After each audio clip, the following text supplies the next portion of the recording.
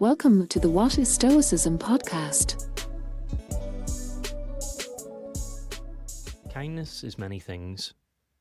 Often the kindnesses that stay with us longest, the ones that quietly restore our willingness to engage with the world and trust the people in it, are not grand gestures at all. They're small, almost ordinary acts that land with unexpected weight because they remind us that we are seen. Kindness is the interested question, the one asked with a sincerity that doesn't need to be proven. I haven't seen you since before that appointment you told me about. How did it go? It's the recognition that this interaction matters, that someone remembered, that they carried a piece of your story with them. It's the unspoken agreement that you are worth paying attention to, that this moment is not just a transaction, but a human exchange. For a brief instant, you feel vital. Kindness is the use of your name, especially when the person saying it doesn't really know you yet, but knows without question that you exist. Who's next in line? John is. It's a small correction, but it changes everything. It's the acknowledgement that you are here, sharing time and space. It's an invitation rather than an oversight. It says, you belong in this moment too. Kindness is inclusion, the deliberate act of bringing someone in when it would be easier not to. What's your name?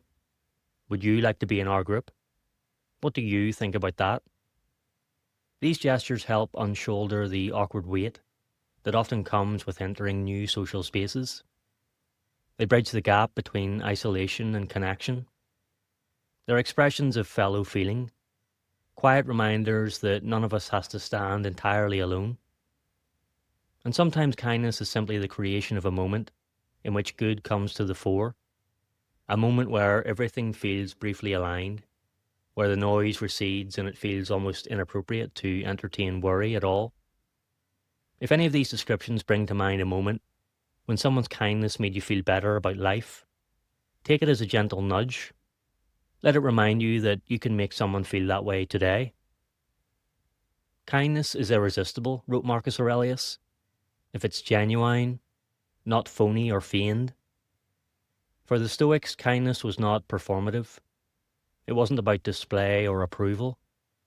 It was an expression of our shared humanity. Kindness is many things. What might it be for you today? This spirit of kindness also shows up in the idea of paying it forward, a concept far older than the modern phrase. While it's perfectly natural to return a favour directly to the person who helped us, paying it forward means passing the benefit along to someone else entirely. The kindness doesn't circle back, it moves outward.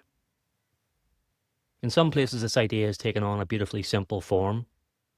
In parts of Turkey, there's a tradition known as askıda ekmek, which translates to bread on a hanger.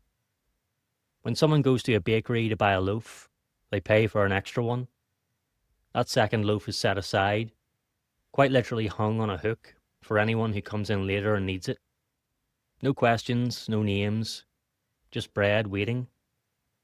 In Italy, there's a similar custom called caffè sospeso, or suspended coffee. A customer pays for 2 coffees and the second is left to the barista's discretion, to be given to someone who looks like they could use it. Again, the giver may never know who received it. These gestures are small, anonymous, and deeply human. They signal social solidarity. They offer a connection without fanfare, and they embody exactly the kind of pro-social behaviour the Stoics encouraged. Acts not done for recognition, not for reward, but because helping others is part of living well. What's striking about these acts is the kind of pleasure they generate. It's not the loud pleasure of praise or gratitude. It's quieter. You don't see the recipient's face, you don't receive thanks. There's no guarantee the kindness will ever come back to you. And yet, perhaps because of all of that, it feels deeply satisfying. This is something Seneca understood well. Writing to his friend Lucilius, Seneca explained that the reward for a good deed is not future return, but the act itself. In one of his moral letters, he puts it plainly. He feels grateful not in order to provoke future benefits, but because performing a beautiful act is itself a pleasure. Gratitude, he says, pleases him, not because it profits him. The Stoic view reframes kindness entirely. It's not an investment strategy. It's not a moral bargaining chip. It's something complete in itself.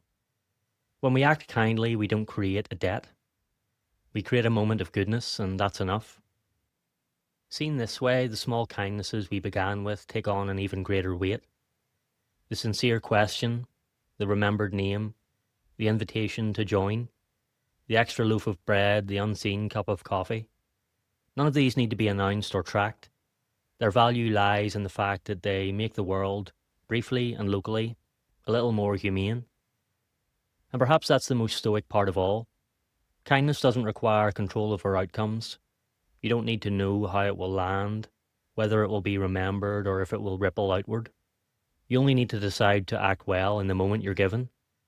Kindness is many things. It's attention, it's inclusion, it's generosity without witnesses. What is it for you today?